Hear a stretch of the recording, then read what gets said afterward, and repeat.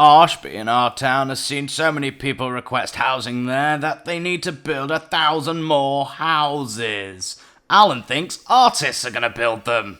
And you believe that can be a reality? I think it can be, yes. The town itself can't build quickly enough to keep pace with its own expansion. The population's increased by a quarter. Every year it swells by another 1,000 or more. It's built 5,500 houses and housed or rehoused 20,000 people, a third of its population. Every creative person who moves to our town is given a patch of land. Alan, who's an architectural advisor for our town, meets with every creative person given a patch of land to build on. He says that they're very impressive and finely tuned in analytical, evaluative, and problem-solving skills.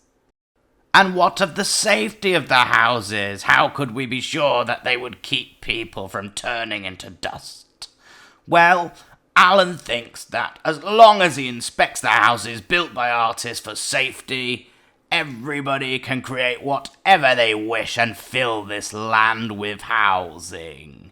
Creative industry is looking up once again in our town. That's nice. Firstly, Alan traded some clouds with a neighbouring town in return for building a sewage works on the land. Then the houses started shooting up everywhere, with every creative person designing a slightly new type of home. Here's a different one. Look, that one's got a bigger roof. That one over there. Well, that one, we can't really see that one. Oh, they look similar. That one's got a chimney. Oh, I like the wood on that house. Look, a round window. Oh, look, those houses are disappearing into the distance. That's a modern one. That one's got a round window too. Oh, and look at that outside staircase. Lovely. 105. I like the sound of that. But my favourite is this one hiding behind a tree. We see you, house. Ah, yes, well, from there, of course, I started, and I decided to make some bricks. And it arose because this actually looks, if you look at it, it looks like sand, bits of silica. So I made my first bricks of glass and cement. They weren't a huge success. Oh, these things here? They were fairly heavy, as a matter of fact. That's one we made. It isn't made in the pattern of a brick. It just happened to be a mould that we had at the moment. But I made two, and I know they are fairly brittle. So I thought, right, well, I'll experiment with a bit more with normal household refuse. To most of us, refuse is something you drop in a dustbin. To Alan, it's as vital a commodity as a sculptor's clay, a writer's ink, an artist's paint.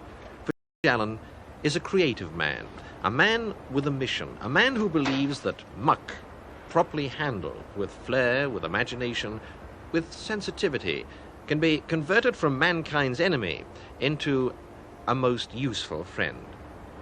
His one hate is waste.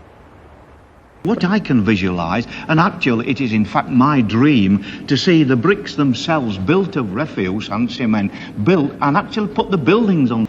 With Alan advising artists on architecture, not only was our town building houses to keep up with the demand, it was also a sustainable creative community.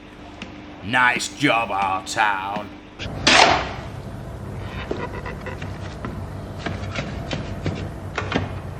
These were the first types of bricks I made. They're a bit rough, but then we got organised and we decided to make a brick in that manner. Now that's a fairly light and it's a fairly good brick.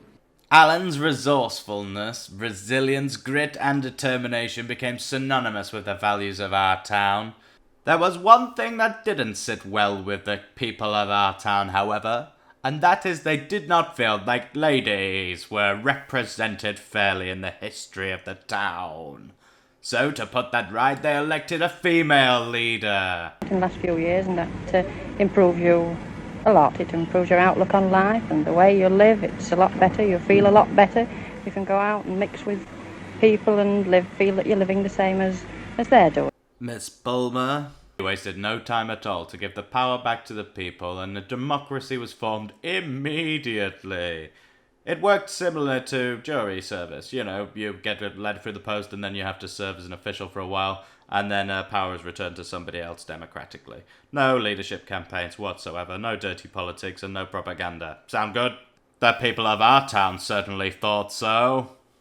Very quickly, food was grown, shops were built, libraries, museums, galleries. Yes, that's a gallery, not a church. It's a gallery, so everybody can worship creativity. Well, not worship, but enjoy. To be challenged. No, it's not a cult. This video is not.